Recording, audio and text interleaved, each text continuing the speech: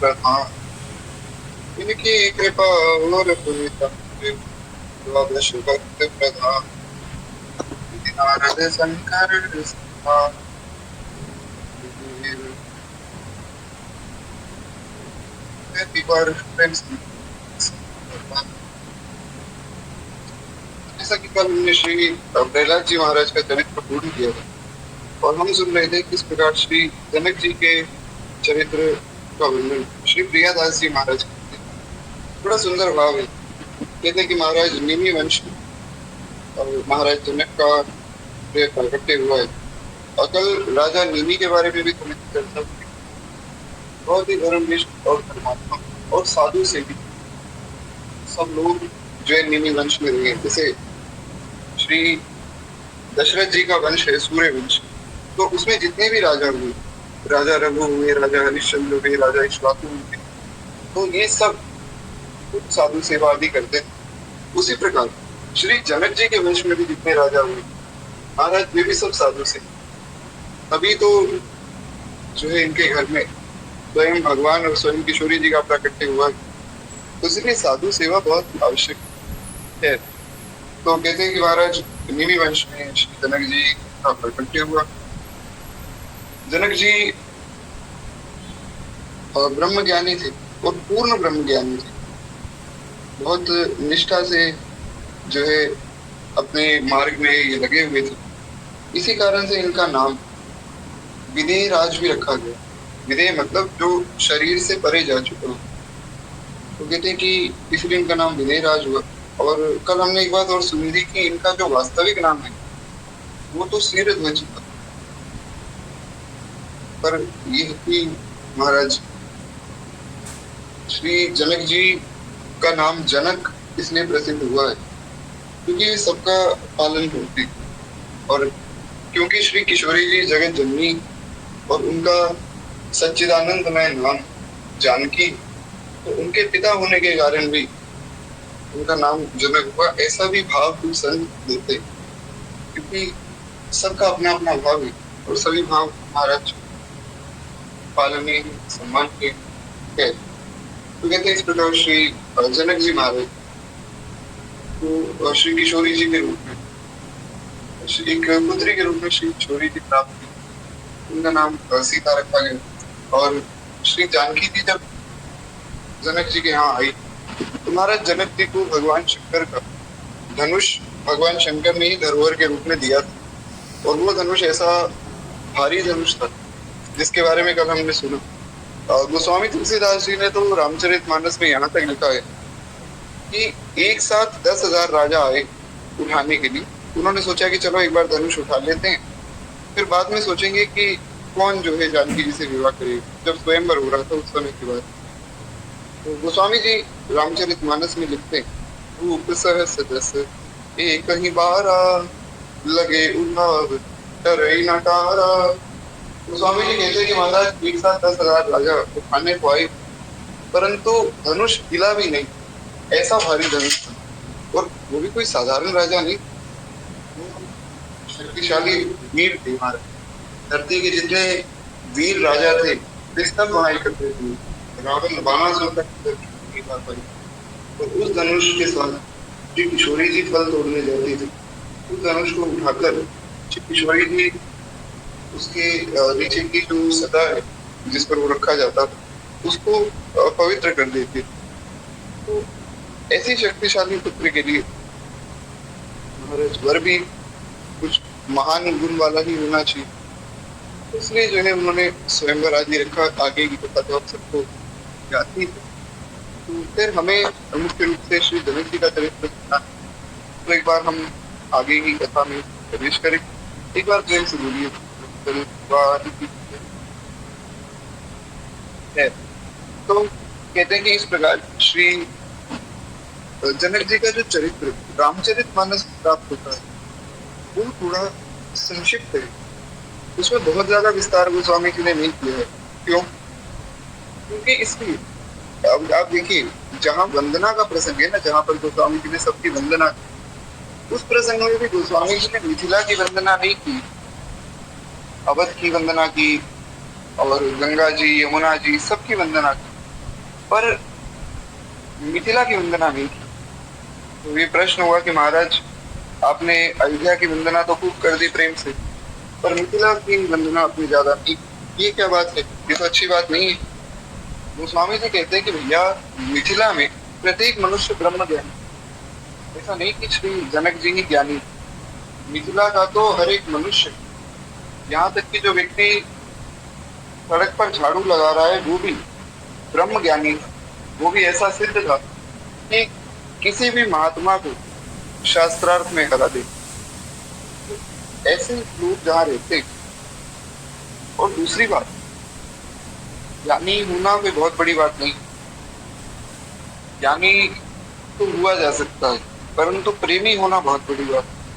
और पूरे संसार में केवल मिथिला नगरी ऐसी है जिसमें ज्ञानी भी है और प्रेमी भी। ये जैसे काशी में आप जाएंगे तो काशी में आपको बहुत ज्ञानी लोग मिलेंगे, एक से बढ़कर एक विद्वान। वहाँ छोटे छोटे बच्चे भी महाराज बहुत विद्वान होते हैं। आप श्रीधाम वृंदावन जाइए, वहां सब एक से बढ़कर एक प्रेमी मिलेंगे। अयोध्या जी में एक से बढ़कर एक प्रेमी मिलेंगे, परंतु ज्ञानी बहुत कम मिलेंगे। आप देखिए बरसाना धाम में, श्रीधाम वृंदावन में, अयोध्या जी में, जगन्नाथपुरी में सब भगवान के खूब प्रेमी है, परंतु शास्त्रार्थ आदि में ज्यादा नहीं पढ़े। और काशी में एक से बढ़कर एक ज्ञानी। ऐसे ही अनेक पुरियां हैं। जैसे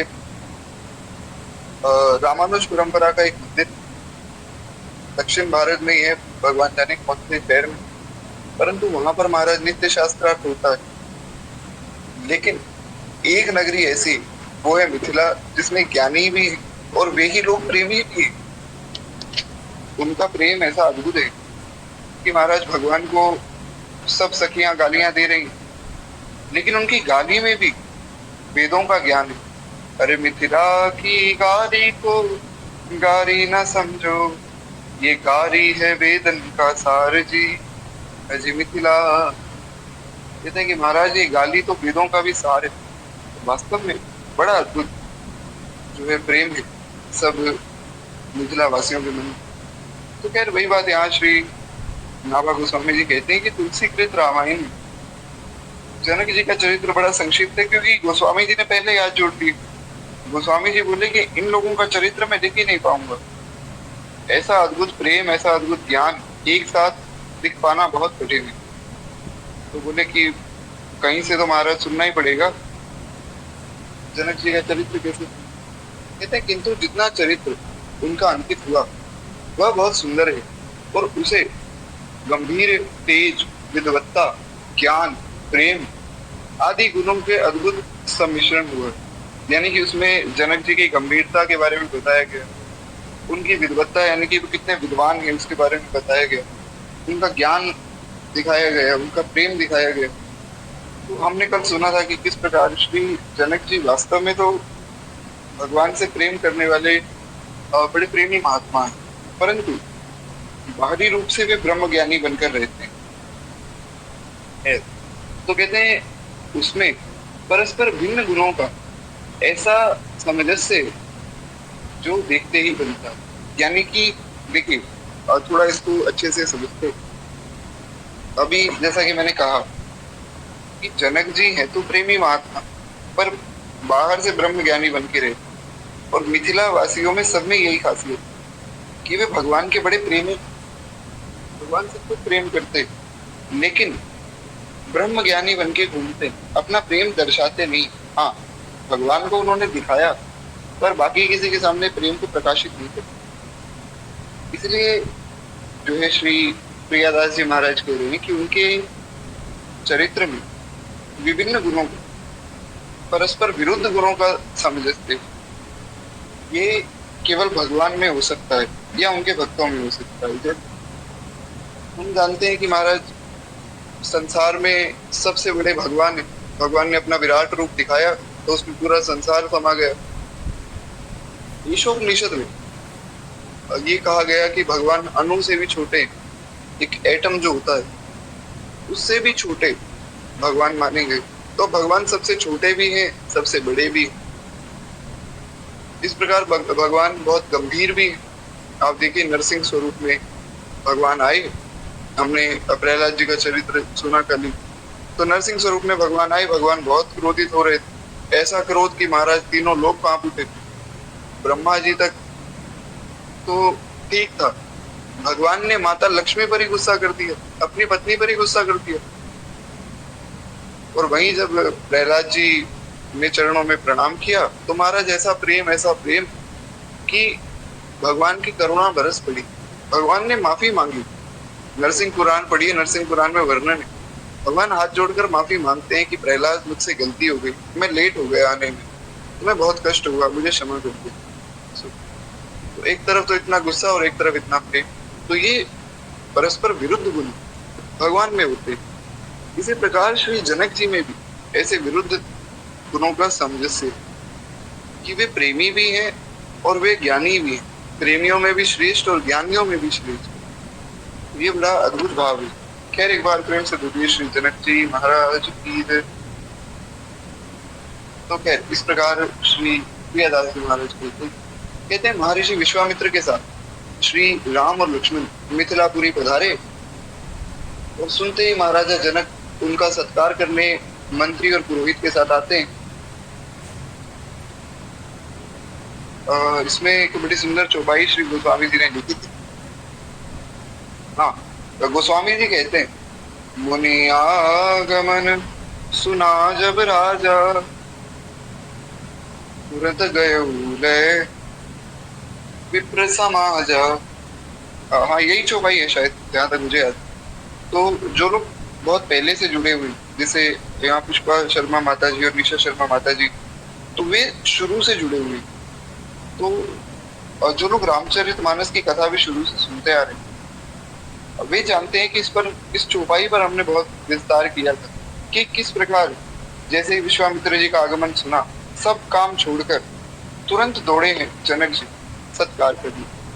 अब हमें जो है इस पर बहुत ज्यादा विस्तार नहीं करना है, क्योंकि ये जो पूरा प्रसंग है ये हम कल सुन चुके, परंतु हाँ यहाँ पर जो है कुछ चौपाइयां भी लिखी हुई, तो हम चौपाइयों के माध्यम से थोड़ा इस पर चर्चा करेंगे। तो कहते हैं कि महाराज जैसे ही महर्षि विश्वामित्र जी आए तो तुरंत जनक जी दौड़े, उनका आदर सत्कार किया, अपने मंत्रियों को और अपने गुरुदेव को लेकर वे पहुंचे। कहते हैं आकर वे विविध ऋषियों की पूजा करते और कुशल क्षेम का पूछते, यानी कि पहले वे आए, सब विप्र देवताओं ने जो है महर्षि विश्वामित्र को प्रणाम किया, सब ब्राह्मणों ने प्रणाम कर लिया, उसके बाद बाकी जितने मंत्री आदि थे सब ने प्रणाम किया, और फिर जो है जनक जी ने श्री विश्वामित्र जी की पूजा की है महाराज। और बड़ा अद्भुत जो है प्रसंग है, अगर कोई पढ़ना चाहे तो रामचरितमानस में इसका बड़ा विस्तृत वर्णन है। तो कभी समय मिलेगा तो हम पुनः चर्चा करेंगे। तो ऋषि ने राम लखन को पुष्प लेने भेजा हुआ था। अब राम जी और लक्ष्मण जी अभी साथ नहीं आए। जब विश्वामित्र जी, राम जी और लक्ष्मण जी मिथिला में पहुंचे तो राम जी ने कहा कि गुरुदेव हम जरा पुष्प वाटिका में एक बार देख कर आते हैं, सुंदर सुंदर पुष्प आपकी पूजा के लिए ले आएंगे। गुरुदेव ने कहा जाओ। इतनी देर में जो है फिर विश्वामित्र जी ने एक दरबान को कहा कि भैया महाराज को कहो कि विश्वामित्र जी आए। तो वो दरबान अंदर गया, अंदर जाके उसने कहा, जैसे ही बोला तो सभा चल रही थी जनक जी, सभा वहीं छोड़कर जनक जी भागे, अपने गुरुदेव को साथ में लिया, सब विप्रों को लिया और भागे कि विश्वामित्र जी आए हैं, सम्मान करेंगे महाराज। क्योंकि विश्वामित्र जी गरम दल के साधु हैं, दो दल हैं साधुओं में, एक तो नरम दल के साधु जैसे श्री वशिष्ठ जी हैं, बड़े शांत रहते, कोई कैसी परिस्थिति हो इनको गुस्सा नहीं आता। तो कुछ हैं गरम दल के साधु जैसे श्री विश्वामित्र जी, दुर्वासा महर्षि, इनको महाराज अगर कोई थोड़ी बहुत गलती हो गई, बहुत क्रोध आ जाता है, तुरंत श्राप दे देते, और होना भी चाहिए, क्योंकि अगर साधु एकदम ही शरीफ बन के रहेंगे तो महाराज इस संसार उनको खा जाएगा। जैसे अभी कल ही एक रील किसी ने मुझे भेजी, मुझे बड़ी अच्छी लगी। तो उसमें श्री अनिरुद्धाचार्य जी महाराज को कोई माता जी पूछ रही थी कि ये साधु सन्यासी जो है बड़ी बड़ी गाड़ियों में घूमते हैं, तो उन्होंने कहा कि भैया आपको दिक्कत क्या है? अरे बड़ी गाड़ी में घूमते हैं तो आपका क्या जा रहा है? अब जो लोग आपको गलत शिक्षा दे रहे हैं कि नशा करो और जुआ खेलो इत्यादि प्रकार से, वे तो महाराज को अच्छे से रहे, उसमें कोई परेशानी नहीं।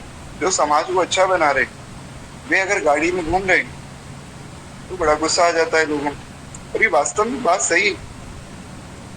मैं तो कहता हूँ कि साधु को तो कभी भी कोई कष्ट होना ही नहीं चाहिए। भगवान ऐसी व्यवस्था बनावे कि जितने संत जन है वे कभी भी पैदल चले ही ना, खूब बढ़िया बढ़िया आरामदायक उनको गाड़ियां मिलनी चाहिए, क्योंकि समाज का कल्याण कर रहे हैं। पर ये कि किसी साधु का किसी भोग विलास में मुंह ना हो, इसका ध्यान वो साधु स्वयं रखता है। खैर, तो कहने का आशय ये कि अगर ऐसा डांटा ना जाए लोगों को, तो लोग उल्टी सीधी बातें करके साधु समाज की निंदा करते हैं। तो इसलिए जो है श्री विश्वामित्र जी आदि थोड़ा गुस्सा दिखाते हैं, परंतु वास्तव में कभी किसी का अहित नहीं करते। इनके गुस्से में भी हित नहीं। साधु ते हुए न कार्य हानि। श्री हनुमान जी महाराज कहते हैं कि भैया साधु से कभी कार्य की हानि नहीं है। साधु जो करता है सब मंगल ही करता है। खैर, एक बार प्रेम से बोलिए श्री विश्वामित्र जी महाराज की जय। तो खैर, अब विश्वामित्र जी का स्वागत करने आए तो जनक जी को अब ये नहीं पता कि इनके साथ राम जी और लक्ष्मण जी भी आए। जनक जी को तो लगा कि शायद विश्वामित्र जी अकेले आए, तो जनक जी ने उनका स्वागत किया, उनको अंदर ले गए। और राम जी और लक्ष्मण जी तो महाराज फूल लेने गए थे। कथा आप सबको ज्ञात है। कोई आया सखी फुलवरिया में, कोई आया सखी फुलवरिया, जैसे जादू हो उनकी नजरिया में। बड़ा प्यारा भाव है। कोई आया सखी फुलवरिया। सब सखियां जो है यहाँ पूजन करने गई, वहां से भगवान फूल तोड़ने आए। और एक सखी ने देखा कि महाराज बड़े सुंदर दो किशोर आए। श्याम गौर की मैं करूं बखानी, गिरा नयन नयन बिनु बानी। तो सखी कहती है कि मैं किस प्रकार वर्णन करूं, एक श्याम है एक गौर है, और इतने सुंदर हैं कि जिन आंखों ने देखा वो बोल नहीं सकती, और जिन अधरों से बोला जाता है वो देख नहीं सकते। मैं कैसे वर्णन करूं, क्या बोलूं भगवान की तारीफ। तुम चलो, तुम स्वयं देखो। उसके बाद तो महाराज श्री किशोरी जी ने भगवान को देखा है, भगवान ने किशोरी जी को देखा है। बड़ा अद्भुत ये भाव है कि राम को देख कर श्री जनक नंदिनी, बाग में जा कड़ी की कड़ी रहे। राम देखे सिया और सिया राम को, चार मूर्तियां लड़ी की लड़ी रहे। इस प्रकार से श्री ठाकुर जी किशोरी जी का प्रथम मिलन हुआ है। अब ये भाव तो बड़े सुंदर हैं, परंतु समय की मर्यादा रखते हुए हमें आगे बढ़ना है। यार एक बार प्रेम से बोलिए वत्सल भगवान की जय। तो इस प्रकार भगवान वहां महाराज फूल लेने गए थे, और फूल लेने जब अंदर आए तो माली ने रोक लिया। बगिया विच जान न दई है, राम जी विनती सुनो। माली ने कहा कि भैया अंदर तो नहीं जाने देंगे। भगवान ने कहा क्यों? अरे भगवान की पूजा के लिए फूल लेने, और आपसे पूछ के ले रहे हैं। लेने को तो हम ऐसे ही तोड़ लेते महाराज, आप तो यहाँ थे भी नहीं। तो लक्ष्मण जी ने कहा कि मैंने तो पहले ही कहा था कि यहाँ कोई नहीं है, फूल तोड़ लो, जल्दी से गुरु जी को दे दे। आप ही बड़े ईमानदार बन रहे थे, अब ये लो। तो उस माली ने कहा कि अंदर तो नहीं जाने दूंगा। बगिया विच जान न दई है, राम जी विनती सुनो। उसने कहा कि महाराज मेरी विनती है, मैं प्रार्थना करता हूँ, क्योंकि आप अंदर चले जाओगे। अभी मैंने सुना कि लकड़ी की नाव को आपने महाराज, क्षमा चाहूंगा, पत्थर की शिला को आपने जो है एक स्त्री बना दिया। तो मेरे फूल तो वैसे ही बड़े कोमल हैं, आपने पाँव रख दिया किसी फूल पे गलती से, तो क्या पता वो स्त्री बन जाए। तो भगवान ने कहा कि हम तो हाथों से फूल तोड़ेंगे। अरे फूल पे पाँव क्यों रखेंगे भला? तो माली बोला कि महाराज, अरे जिसके पाँव इतने कोमल हैं कि पत्थर का स्पर्श करके उसको नारी बना दिया, उसके हाथों का क्या चमत्कार होगा, ये कहने की आवश्यकता है। जादूगर का जादू हाथों का ही तो कमाल है। तो आपसे बड़ा जादूगर कौन होगा? तो आप पर भरोसा नहीं है। तो भगवान ने कहा ये तो बड़ी दिक्कत वाली बात हो गई। वो बोले अच्छा फिर आप बताओ क्या करें। तो माली ने कहा कि जब बोलोगे सियाजू की जय, अरे जब बोलोगे श्री सियाजू की जय, तब प्रवेश प्रभु पई है राम जी, विनती सुनो बतिया विच जान न दई है राम जी, विनती सुनो। बड़ा अद्भुत भाव है। सोचिए एक माली जिसने भगवान को नहीं देखा है, पर किशोरी जी के बल से वो भगवान को चैलेंज करता है। वो कहता है कि अंदर तो नहीं जाने दूंगा महाराज। भगवान ने कहा कि ये तो बड़ी गलत बात है, तो बताओ कैसे अंदर जा सकते। तो उस माली ने कहा कि प्रभु ऐसा है कि एक काम करते हैं, कुछ समाधान निकालते हैं, क्योंकि आपको अंदर जाना है और मैं भी चाहता हूँ आप अंदर जाएं, बढ़िया बढ़िया फूल चुने, पर कुछ ना कुछ तो करना पड़ेगा। जैसा कि मैंने कथा की शुरुआत में भी कहा कि मिथिला का हर एक व्यक्ति, चाहे वो माली हो चाहे वो कोई भी हो, सब ब्रह्म ज्ञानी है और साथ के साथ प्रेमी भी। तो जब ज्ञान और प्रेम का समन्वय हो जाता है तो ऐसा उत्कृष्ट भक्त प्रकट होता है, क्या कहना। तो उसने कहा कि ऐसा करते हैं, मैं एक आपको काम दे देता हूँ, आप वो कर लीजिए, आप अंदर जा सकते हैं। तो भगवान ने सोचा शायद पैसे मांगेंगे, अंदर एंट्री की फीस लगेगी। तो भगवान ने कहा देखो भैया, हम तो गुरु जी के साथ आए, धन लेकर नहीं आए, पर ये वचन देते हैं कि जैसे हम अयोध्या जी में वापस पहुंचेंगे आपके लिए बढ़िया बढ़िया उपहार पहुंचा देंगे। उसने कहा महाराज मैंने उपहार मांगे ही नहीं आपसे। तो भगवान बोले अच्छा फिर क्या चाहिए। उसने कहा एक काम करो, हमारे यहाँ तो कहीं भी जाना हो ना मिथिला में, तो एंट्री फीस में एक नाम लिया जाता है, आप ऐसा करो वो नाम ले लो। भगवान ने कहा अच्छा बताइए आपका नाम लेना है। बोले नहीं मेरा नहीं, जब बोलोगे सियाजू की जय, तब प्रवेश प्रभु पई है राम जी, विनती सुन। उस माली ने कहा कि आपको जो है सियाजू की जय जयकार करनी पड़ेगी। राम जी ने कहा अच्छा ये तो बड़ी गलत बात है। अरे महाराज हम राजाधिराज पट्टाभिराम, हम किसी की जयकार करें, वो भी किसी दूसरे देश यानी कि दूसरे प्रांत के राजा की बेटी, उनकी जयकार हम क्यों करें। लक्ष्मण जी की तरफ भगवान ने देखा, लक्ष्मण जी चुपचाप खड़े लीला देख रहे हैं। भगवान ने कहा लक्ष्मण देखो कैसी बात कर रहा है। लक्ष्मण जी ने कहा भैया मन ही मन तो बोलते ही हो, मन में तो जो है दिन रात सिया सिया करते रहते हो, आज एक बार प्रत्यक्ष बोल दो, क्या चला जाएगा। भगवान मुस्कुराए। भगवान ने महाराज जयकार की है श्री किशोरी जी, फिर भगवान का प्रवेश हुआ है। बड़ी अद्भुत लीला है। अब मन तो करता है कि सब पद गाए जाएं, परंतु समय की मर्यादा रखनी, तो इसको यही प्रणाम करके आगे बढ़े। एक बार प्रेम से बोलिए सियावर रामचंद्र भगवान की जय। तो क्या तो कहते हैं यहाँ से भगवान और लक्ष्मण जी तो वहां फूल लेने गए हुए, तो उस अवसर पर वे अनुभूत किशोर आ जाते। अब हुआ क्या कि वहां से भगवान ने फूल ले लिए और वहां से भगवान आ गए। आए तो उन्हें देखकर तो महाराज ज्ञान शिरोमणि महाराज जनक की क्या दशा हो जाती है। अब यहाँ थोड़ी चौपाइयों का वर्णन है और ये चीज मुझे बड़ी अच्छी लगी, क्योंकि जितना विस्तार गोस्वामी तुलसीदास जी ने किया है ना सब प्रसंग, उतना अन्यत्र मिल पाना बड़ा कठिन। तो अच्छा है यहाँ सब चौपाइयां लिख दी गई। कहते हैं मूरति मधुर मनोहर देखी, भयहु विदेह विदेह विशेषी। कहते हैं जैसे ही भगवान और लक्ष्मण जी आए तो दरबार ने कहा कि आप ऐसा कीजिए, आप अंदर चले जाइए। अंदर सभा में जो है श्री विश्वामित्र जी और महाराज जनक और सब लोग बैठे। तो अंदर गए और जैसे ही अंदर गए तो जनक जी ने देखा कि राजा जो है एकदम सामने बैठता है सिंहासन पर, तो जो भी व्यक्ति आ रहा है सबसे पहले राजा को दिखता है। तो जनक जी ने देखा, जनक जी तो महाराज उनकी दशा कैसी है। कहते हैं मूर्ति मधुर मनोहर देखी, भगवान की मनोहर मूर्ति यानी कि भगवान की मनोहर उस चितवन को जब देखा है तो भयहु विदेह विदेह विशेषी, विदेह राज जनक विदेह हो गए। यानी कि मैंने आपको ये बताया था कि विदेह राज जनक का नाम विदेह क्यों पड़ा, क्योंकि वो शरीर संसार से ऊपर उठ चुके, वे ब्रह्म ज्ञानियों की श्रेणी में आ चुके।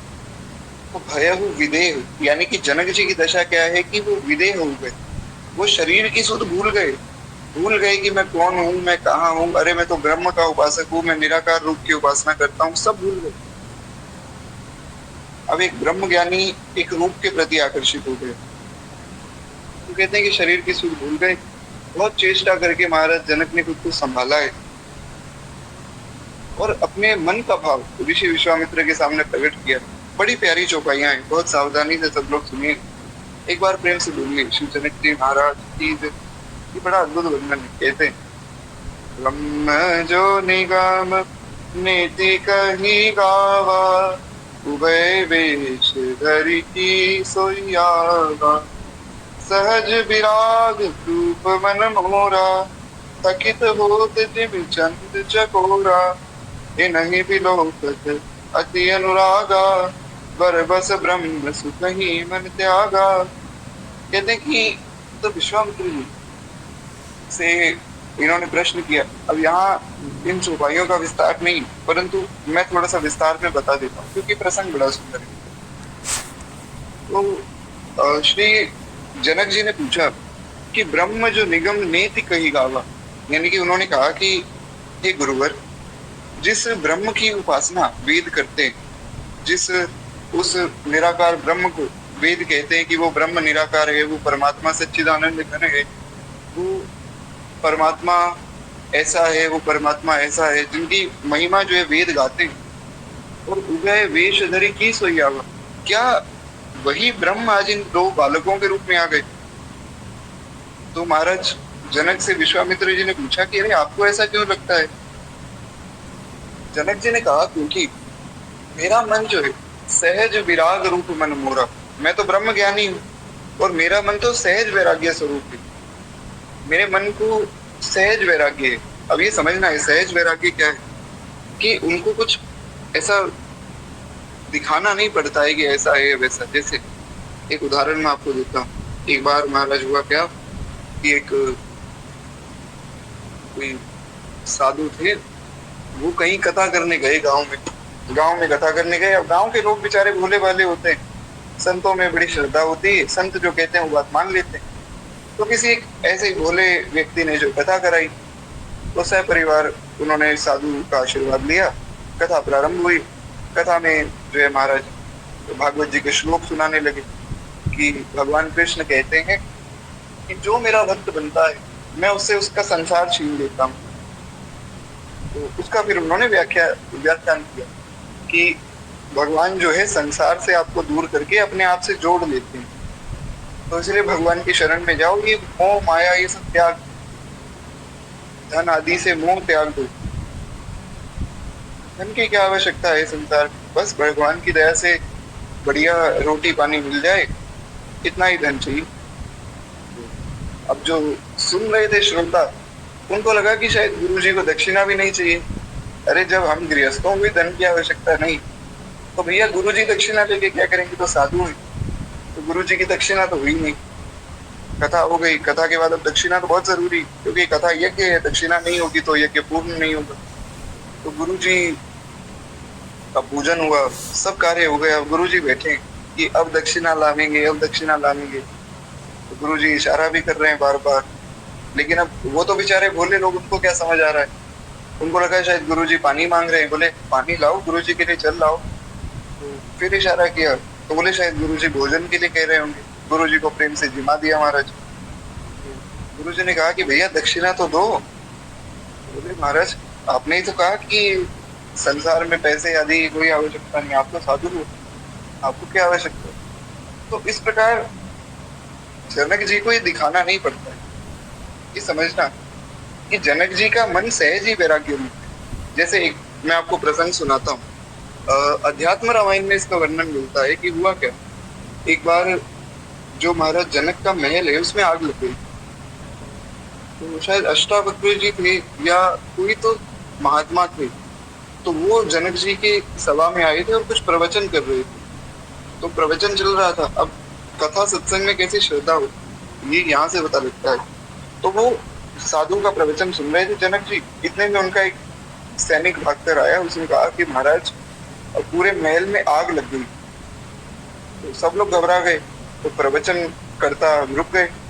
जो वक्ता थे, महापुरुष, उन्होंने एक बार के लिए प्रवचन रोक दिया कि ये तो बड़ी गंभीर समस्या है कि पूरे महल में आग लग गई। तो जनक जी ने कहा भैया लग गई तो क्या हो गया? बोले आपके महल में आग लग गई, आपको कोई कष्ट नहीं हुआ, कोई दुख नहीं हुआ? बोले नहीं, महल था भगवान का, उसमें आग लग गई तो भगवान जाने महाराज क्या करना है, हम तो केवल संभाल रहे। तो जिस ब्रह्म की मैं उपासना करता हूँ, जब ये सारा संसार ब्रह्म में है और सारा संसार ब्रह्म का है, तो महल भी ब्रह्म का है और महल भी ब्रह्म में है, तो भगवान की लीला है भैया, भगवान जाने, उसमें हम क्या करेंगे? तो ऐसे वैराग्य स्वरूप महात्मा श्री जनक जी, और कथा सत्संग में ऐसा प्रेम, प्रवचन में ऐसा प्रेम, जब ऐसी श्रद्धा कथा में हमारी हो जाएगी ना, विश्वास मानिए भगवान आपको अपने आसपास खेलते दिखाई दे। तो खैर एक बार प्रेम से बोलिए भक्तवत्सल भगवान की। तो इसलिए उन्होंने कहा कि हे गुरुवर, मेरा मन तो सहज वैराग्य स्वरूप है, सहज विराग रूप मन मोरा। मेरे मन में कभी कोई वस्तु मुझे आकर्षित नहीं करती। तो कहते हैं कि अच्छा, अब ऐसी बात है तो फिर आप बताओ आपको क्या लग रहा है? कहते हैं कि गुरुजी मैंने जैसे ही इनको देखा, दोनों भाइयों को, थकी तो हो जिमी चंद्र, जैसे एक चकोर चंद्रमा को देखकर आह्लादित हो जाता है, वैसे ही मेरा मन इनके प्रति आकर्षित हो गया। तो मैं अपना मन इनके रूप से हटा नहीं पा रहा हूँ। तो मैं ये जानता हूँ कि निश्चित रूप से या तो ये कोई बहुत बड़े महात्मा है या फिर ये स्वयं भगवान है, क्योंकि मेरा मन किसी ऐसे वैसे व्यक्ति को देखकर तो आकर्षित हो नहीं सकता है। संसार की इतनी चमक धमक को देखकर भी मेरा मन आकर्षित नहीं होता है। तो ये निश्चित रूप से कोई ना कोई महापुरुष तो श्री विश्वामित्र जी ने पूछा कि अच्छा आपको क्या लग रहा है, आप बताइए। कहते इनहि विलोकत अति अनुरागा, बरबस ब्रह्म सुखई मन त्यागा। कहते हैं इनको देखते ही मेरा मन अनुराग से पूर्ण हो जाता है, मेरा मन अनुराग से भर जाता है। और जैसे ही मन में अनुराग आता है, मेरा मन ब्रह्म सुख को त्याग देता है।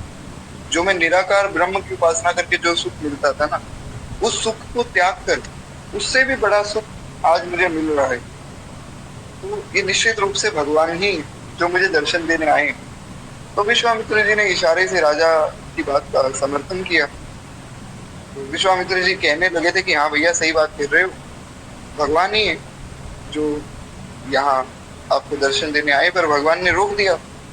भगवान ने इशारा किया, गुरुजी अरे सच्चाई मत बता देना, अभी रावण को मारना बाकी है, आप पहले ही बता दो सब जगह कि मैं भगवान हूँ। तो ऐसा मत करो। तो गुरुजी ने बात को संभाला। गुरुजी ने कहा, रघुकुल मनि दशरथ के जाए, मम हित लाग नरेश पठाए। कहते हैं कि ये तो श्री दशरथ जी के पुत्र हैं, रघुकुल में, रघुकुल की मणि, रघुकुल में सबसे श्रेष्ठ ये दो बालक, और मेरे काम के लिए जो है महाराज दशरथ ने इन्हें मेरे साथ भेजा था। तो बोले गुरुजी आपका कौन सा काम था? बोले वो यज्ञ की रक्षा करनी थी, मारीच और सुबाहु नाम के दैत्य जो है तंग कर रहे थे, तो ये दोनों भाई आए और इन्होंने जो है वध किया है उनका, बड़े वीर है। तो भगवान की खूब महिमा का भी वर्णन किया वहां। तो कहते हैं जिस किसी राजा से धनुष टस से मस ना हुआ, तब राजा जनक ने राजाओं को संबोधित करके कहा कि अब जनिको माँ के बटमानी, वीर विहीन मही मैं जानी, तजहु आस निज निज गृह जाहु, लिखा न विधि विदेह विवाहु, सुकृत जाई जय पुण्य परिहरम, कुमारी कुआरी रयो के वरम। तो ये प्रसंग तो आप सबको ज्ञात कि महाराज धनुष किसी से टूटा नहीं। तो राजा जनक को बड़ा गुस्सा आया। राजा जनक ने कहा कि मुझे तो लगा था संसार में एक से बढ़कर एक क्षत्रिय, एक से बढ़कर एक वीर पुरुष है, लेकिन तुम लोग तो धनुष को हिला ही नहीं पाए। और फिर जो है सब मैंने जैसा ही कथा की शुरुआत में आपको बताया कि 10,000 राजा एक साथ आ गए थे, भूप सहज दस एक ही 12, डरे लगे उठावन डरे ही न तारा। अब जब 10,000 राजा एक साथ आए उठाने लगे, तब जनक जी उठे। जनक जी ने कहा कि तुम्हें तमीज नहीं है क्या? अरे तुम राजा हो, कुछ तो शर्म करो महाराज, कुछ तो मर्यादा रखो।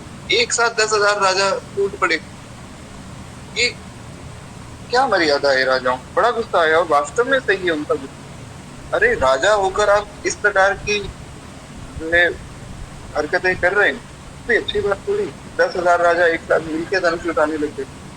अरे भैया, राजाओं की भी कुछ मर्यादा है। राजा की मर्यादा छोड़िए, मनुष्य की मर्यादा है। एक कोई सज्जन पुरुष, एक कोई सभ्य पुरुष ऐसी सभ्यता तो नहीं करता है कहीं भी जाएगा।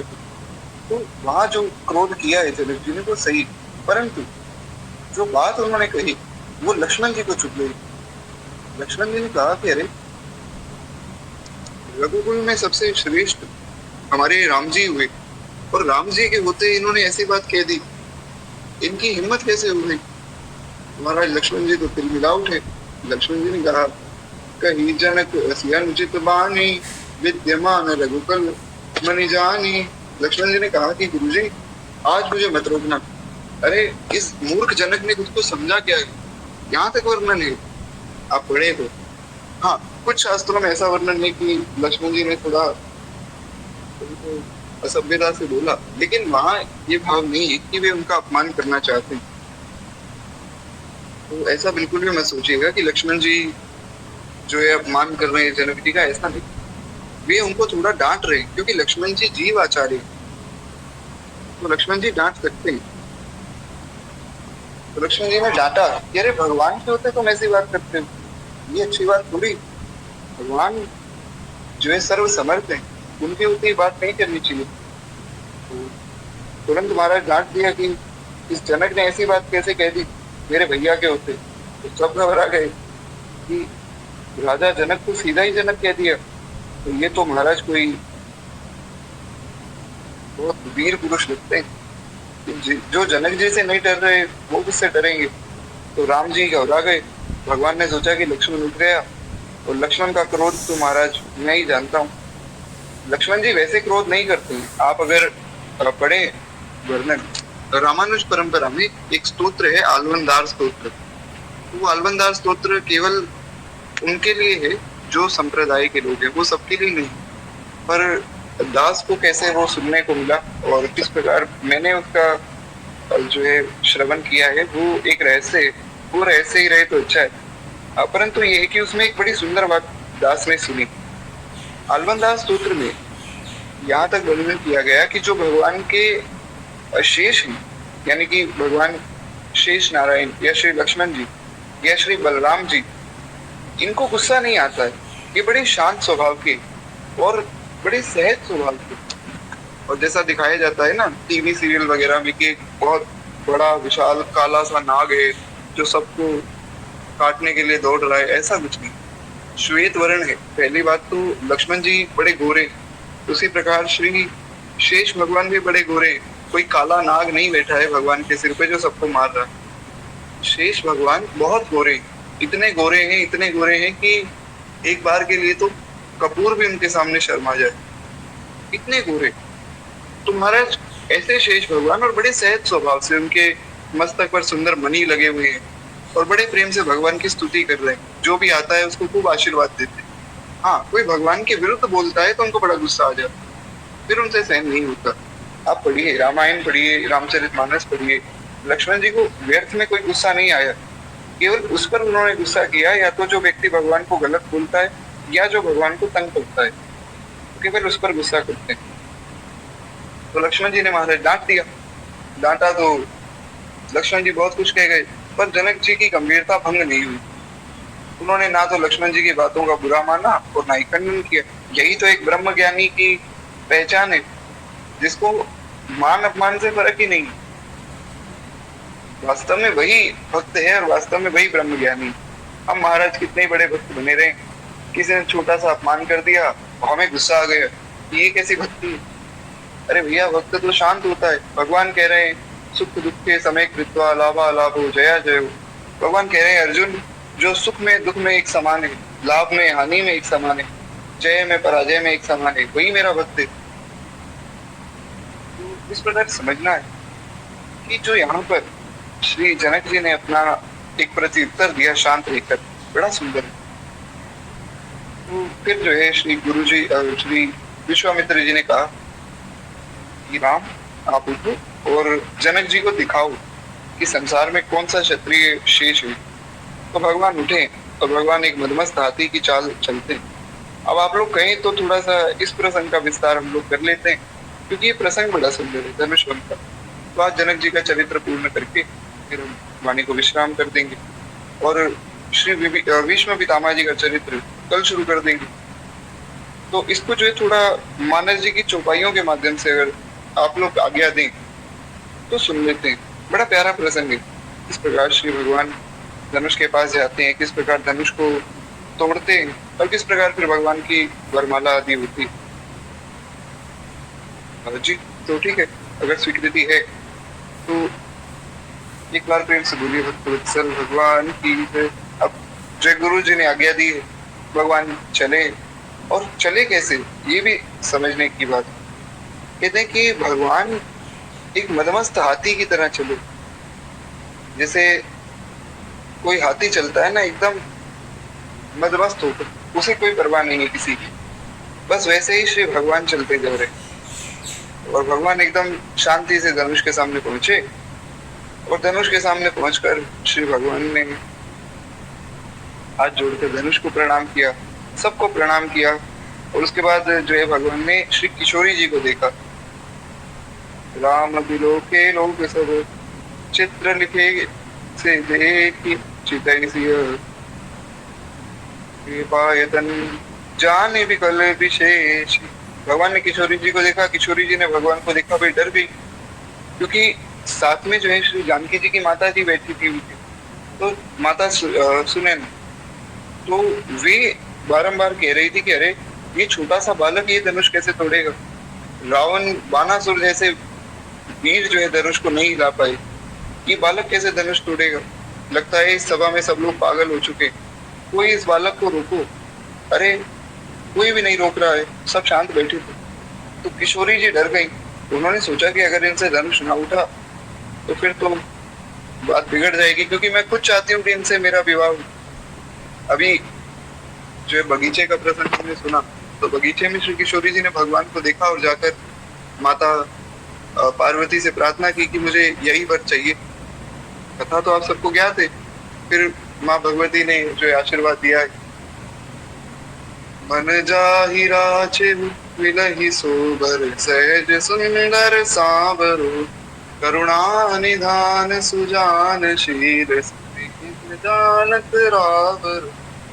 माता भगवती परामा ने फिर आशीर्वाद दिया कि जिस वर का तुम मन में भाव करके बैठी हो, जिसकी तुम कामना करती हो, वही वर मिलेगा, निश्चित हो जाओ।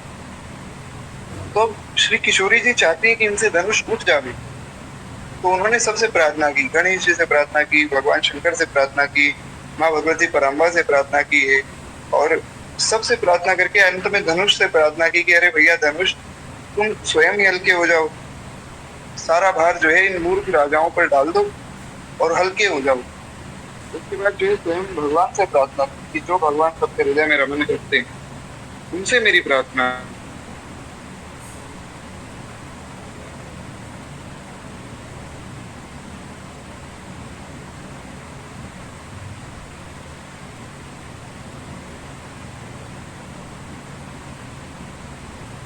जी तो फिर एक बार प्रेम से बोलिए वत्सल भगवान की जय। तो हाँ, हम सुन रहे थे कि श्री जानकी जी सबसे प्रार्थना करती, अंत में उन्होंने प्रार्थना की कि जो भगवान सबके हृदय में जो विद्यमान है, वे भगवान कृपा करें और ये धनुष जो है इनसे उड़ जावे। क्योंकि किशोरी जी नहीं जानती हैं कि साक्षात भगवान है, मतलब श्री जानकी जी जानती हैं, परंतु लीला के लिए वे ऐसा दिखा रही हैं कि मैं नहीं जानती हूँ कि कौन भगवान है। तो श्री भगवान महाराज चले। भगवान ने फिर जो है धनुष को प्रणाम किया, अपने गुरुदेव को प्रणाम किया, और श्री गोस्वामी जी लिखते, गुरु ही प्रणाम मन ही मन कीना, अति लाघव उठाए धनु लीना। कहते हैं कि भगवान ने जो है गुरु जी को प्रणाम किया और गुरु जी को प्रणाम करके फिर जो है धनुष को पकड़ा और धनुष को उठाया, और उठाकर, ये बड़ा सुंदर प्रसंग है। श्री गोस्वामी जी वर्णन करते, निज दम के उदामी निज मिज लय पुनि नव धन मंडल सम भयो लेत चढ़ावत कैचत गाढ़े, काहू न लखा देख सब ठाढ़े। लेत चढ़ावत कैचत गाढ़े, काहू न लखा देख सब ठाढ़े। तेई चन राम मध्य धनु तोड़ा, भरे भुवन दुनि घोर कठोरा। तेई चन राम मध्य भरे भुवन दुनि घोर कठोरा, भरे भुवन दुनि घोर कठोरा। भुवन घोर कठोर रव रवि बाजित मारग चले। सिकरन दिग्गज डोल मई हरि बोल गुरु मंगल मले। सुर असुर मुनि कर कान दीने, सकल विकल विचारहि। हो दंड कंडे राम तुलसी, जयति बचन उचार। बहुत सुंदर वर्णन श्री गोस्वामी जी करते हैं कि महाराज श्री भगवान आए, भगवान ने गुरु ही प्रणाम मनई मन कीना, और अतिला अगम उठाए धनु लीना। बड़े प्रेम से उस धनुष को उठाया, उठाकर दम के उदाम की जीव जब लगे। भगवान ने इतनी देर में धनुष टूट गया जितनी देर में एक बिजली चमकती। तो एक ऐसा बिजली सी चमकी, किसी ने देखा नहीं धनुष कैसे टूटा, बस सबने ये देखा कि महाराज एक बिजली चमकी और धनुष जो है भगवान के चरणों में पड़ा है। किसी ने ये नहीं देखा भगवान ने कैसे उठाया कैसे तोड़ा, तो सबने ये देखा कि बिजली चमक रही है, और जैसे ही वो बिजली चमककर चमकना बंद हुई, वैसे ही भगवान के चरणों में धनुष पड़ा है, वो भी दो हिस्सों में। तेई क्षण राम मध्य धनु तोड़ा, और भरे भुवन धुनि घोर कठोरा। भगवान ने उस धनुष को बीच में से तोड़ा, क्योंकि भगवान ये दिखाना चाहते थे कि भैया ये धनुष जो बड़ा मजबूत है, तो मैं इसको भी बीच में से तोड़ूंगा। धनुष जो होता है वो इस प्रकार बनाया जाता है कि साइड से थोड़ा सा कम मजबूत होता है, बीच में ज्यादा मजबूती होती है, क्योंकि जब खींचा जाता है तो कहीं बीच में से ही टूट गया तो महाराज फिर धनुष का लाभ क्या हुआ। तो इसलिए बीच में से बड़ा मजबूत बनाया जाता है। तो भगवान ने वहां से तोड़ा अपनी भुजाओं का बल दिखाने के लिए, क्योंकि श्री जानकी जी डर रही थी, तो उनको दिखाने के लिए कि देखो तुम निश्चिंत रहो, मेरी भुजाओं में बहुत बल है। तो भगवान ने बीच में से तोड़ा, और जैसे ही तोड़ा महाराज पूरे 14 भुवन को उस ब्रह्मांड में उसका शोर हुआ, और कांप गए सब लोग। सब लोग भी कांप गए और सब लोग भी कांप गए। सब देवता जो है घबरा गए, घोर कठोर शब्द से सब लोग भर गए। सूर्य के घोड़े अपना मार्ग छोड़कर भागने लग गए। दिग्गज जो है चिंगाड़ने लगे। दिग्गज जो है हाथी को कहा जाता है, जो 10,000 हाथियों का बल रखता है। तो जो दिग्गज हैं वे महाराज डोलने लग गए, धरती डोलने लग गई। शेष वराह और कश्यप आदि सब जो धरती को संभाले हुए, क्योंकि लक्ष्मण जी पहले ही खड़े हो गए।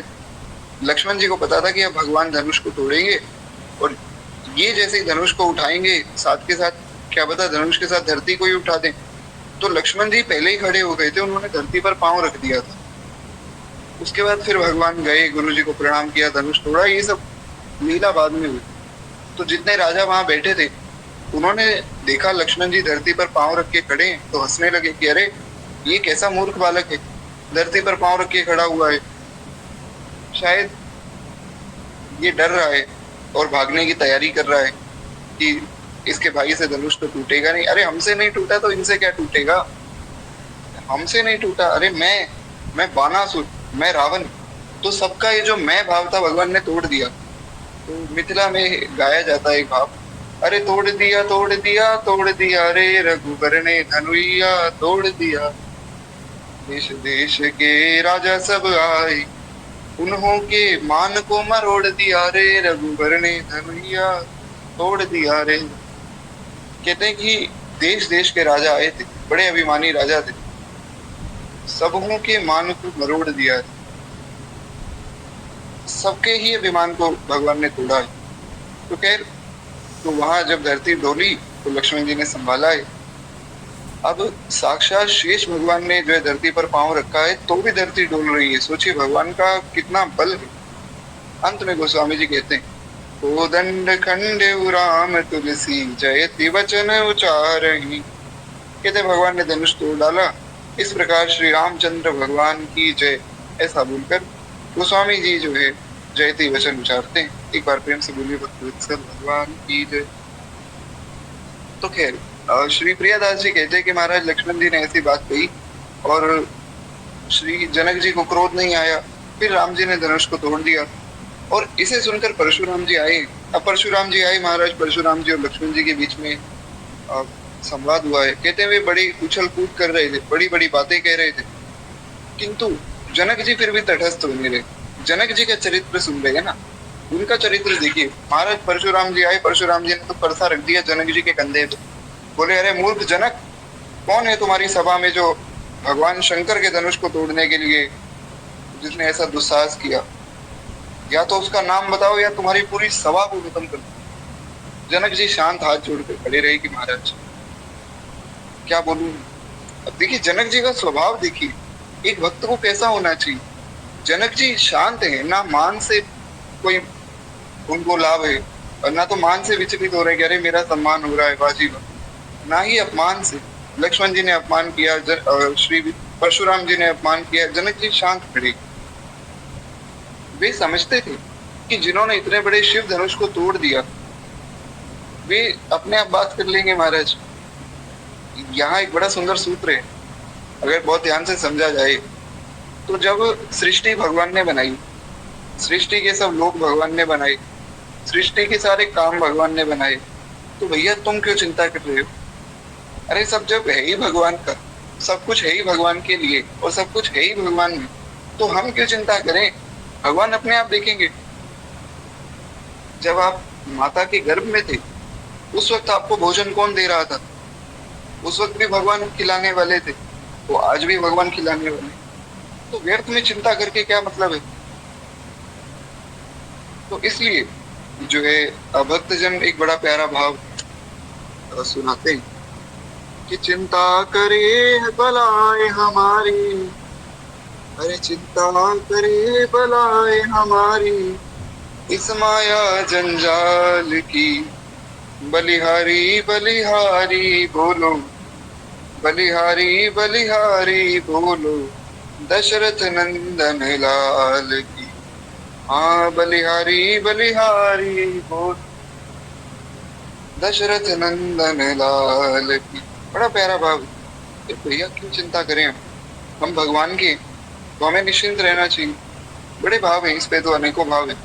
हमारे साथ श्री रघुनाथ, हमें किस बात की चिंता। तो वही बात यहाँ श्री जनक जी शिक्षा दे रहे हैं कि जिन्होंने धनुष को तोड़ा है और जिनका धनुष था, वे लोग अपने आप देखेंगे। ना तो मेरा धनुष था और नहीं मैंने धनुष को तोड़ा, तो मैं क्यों भैया बीच में पड़ू? तो इसलिए जो भक्त हैं, जो वैष्णव हैं, उनको व्यर्थ में इधर उधर की चर्चा में नहीं पड़ना चाहिए, अपने भजन में ध्यान लगाना चाहिए। किसके साथ क्या हो रहा है, किसका विवाह हो रहा है, किसके यहाँ जो है पुत्र हो गया, किसकी मृत्यु हो गई, इसमें अपना दिमाग ना लगाएं, अपने भजन में दिमाग लगाएं। एक बार प्रेम से बोलिए वत्सल भगवान की जय। बड़ी सुंदर शिक्षा है, यहाँ से ये हमें समझना चाहिए। तो जब श्री राम जी उसके बाद वन को जाते हैं, अभी कथा तो आपको गया थे, लक्ष्मण जी का संवाद हुआ है परशुराम जी को, लक्ष्मण जी ने बहुत बार समझाया, फिर परशुराम जी अंत में माने हैं और भगवान की परीक्षा ली। देत चाप आप चले गए, भगवान को कहा कि ये विष्णु धनुष अगर तुमने उठा लिया तो मैं समझ जाऊंगा कि तुम भगवान हो। तो वो धनुष जैसे ही देने लगे, वो धनुष स्वयं ही चला गया। वे समझ गए कि ये साक्षात भगवान, यहाँ ये लीला संपन्न होती। उसके बाद भगवान का विवाह हुआ, आगे की सब लीला आप चलें। कहते हैं कि जब राम जी वन को जाते हैं और भरत जी उन्हें मनाने के लिए चित्रकूट पहुंचे, तो ये कथा तो हमने बहुत विस्तार में अभी सुनी थी, भरत जी के चरित्र में। तो इस पर पुनः विस्तार अब नहीं करेंगे, क्योंकि हमने अभी बीच में भी ये कथा सुनी थी, जिसमें भगवान के जो 24 अवतार हैं उनका जो वर्णन सुना था, उसमें भी हमने बहुत विस्तार में इस कथा के बारे में श्रवण किया था। तो अभी यहाँ जो सरलार्थ है केवल वही सुनते। कहते भरत जी मनाने गए भगवान को चित्रकूट में, वहां भी जनक जी आए। ये कथा आप सब जानते हैं कि पहले जो है श्री भरत जी आदि गए, सबने मनाया, तो अंत में जो है वशिष्ठ जी के पास पहुंचे कि गुरु जी आप समझाओ। गुरु जी ने हाथ खड़े कर लिए, बोले भैया भरत के प्रेम के सामने मैं कुछ नहीं बोले। जितने ज्ञानी पुरुष थे सबने हाथ खड़े कर लिए, बोले भरत जी के प्रेम के सामने हम क्या बोले, हम तो भरत जी के सामने बिक गए, अब जो भरत जी कहेंगे हम मानेंगे। भरत जी अगर मुझे कह देना, वशिष्ठ जी बोले कि भरत जी ने मुझे आज्ञा अगर दे दी कि गुरु जी आपने बहुत सेवा कर ली घर में, बहुत बढ़िया मालपुआ खीर खा ली, अब आप यहाँ जो है वन में रहो थोड़ी देर। तो मैं वन में रुक जाऊंगा, मुझे कोई दिक्कत नहीं, लेकिन मैं भरत के खिलाफ नहीं बोल सकता हूँ। ऐसा अद्भुत प्रेम श्री भरत जी को। तो भरत जी के खिलाफ बोले कौन और भरत जी को समझाए कौन? तो महाराज श्री जनक जी वहां पधारे और जनक जी ने वहां आकर जनक जी ने वहां आकर जो है श्री भरत जी को समझाया है।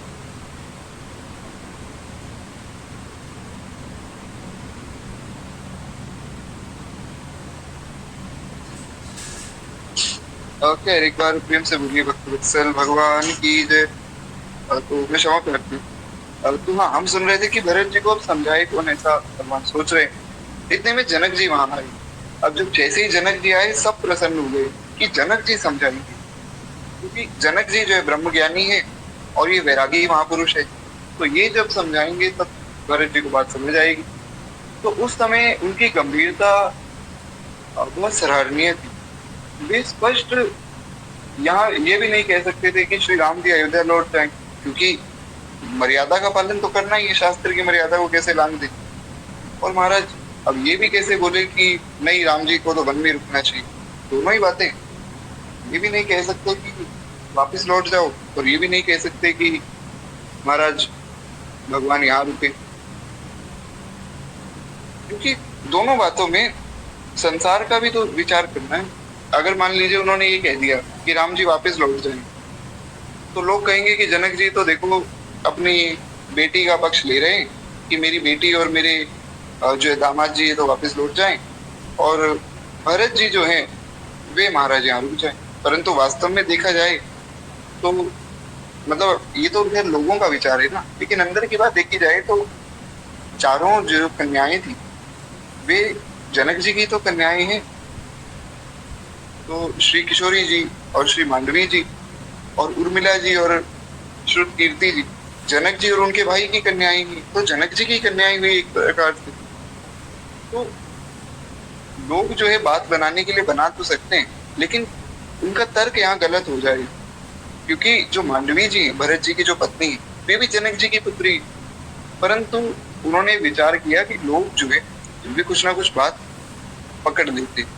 यही संसार का नियम है कि कहीं ना कहीं से किसी ना किसी की गलती कुछ ना कुछ ढूंढ लेते हैं। तो कहते हैं कि अब मैं क्या करूं? तो कहते हैं भरत के प्रेम को देखकर वह ये भी नहीं कह सकते कि भरत जी की बात ना मानी जाए। तो भरत जी भी सही है, भगवान भी सही है, तो अब क्या किया जाए क्या ना किया जाए, ऐसा वे सोच रहे हैं। कहते हैं अतः अपनी रानी से भरत जी की बहुत बड़ाई और करते करते उन्होंने अंत में एक ही बात कही, देवी परंतु भरत रघुवर की प्रीति प्रतीति जाई नहीं तरकी। बड़ी प्यारी बात है।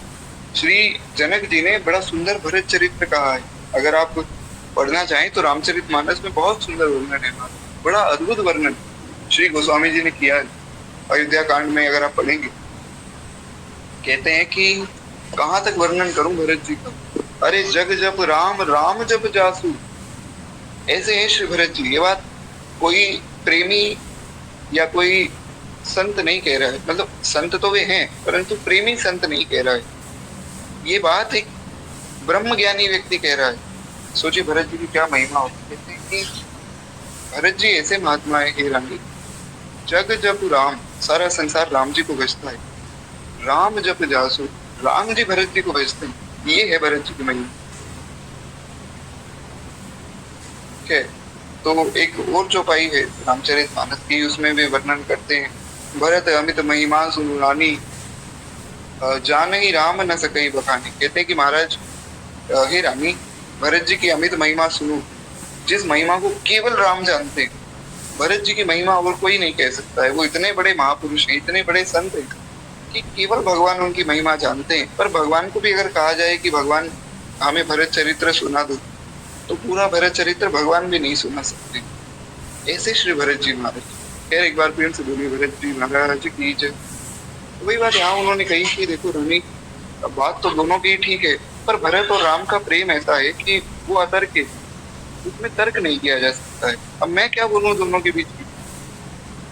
तो इससे जो है उनके बीच में ना बोलना ही उचित है। वे जो कुछ करेंगे सब ठीक होगा। तो यहाँ से ये समझना है जनक जी के चरित्र से कि बड़ी समझदारी से जनक जी निर्णय लेते। ऐसा नहीं कि मैं बड़ा हूँ या मेरा सम्मान हो रहा है तो मैं कुछ ऐसी बात बोल दूँ जो सब मान लेंगे। हालांकि जनक जी की बात मान भी लेते सब लोग, पर उन्होंने यहाँ अपनी समझदारी दिखाई। उन्होंने कहा कि मैं दोनों का ही पक्षपात नहीं कर सकता हूँ, क्योंकि दोनों ही मेरे अपने, और दोनों का प्रेम जो है वो भी महान है। तो इसलिए जो है मैं शांत ही रहूंगा, वही अच्छा है। तो अपनी पुत्री सीता को वनवासी वेश में देखकर महाराज का हृदय तो एकदम विदीर्ण हो गया। और वास्तव में बात भी सही है, कोई पिता क्यों चाहेगा कि मेरी पुत्री एक वनवासिनी के वेश में रहे। परंतु फिर भी वे कुछ ना बोले। वे बोले ठीक है, जैसा फैसला श्री भरत जी और राम जी करेंगे तो ठीक ही हो। इस स्थल पर उसका वर्णन जो है असंभव है। यानी कि जो श्री जानकी जी को देखकर अब महाराज जनक के मन में पीड़ा हुई, वो पीड़ा का वर्णन कर पाना बहुत कठिन है। कहते हैं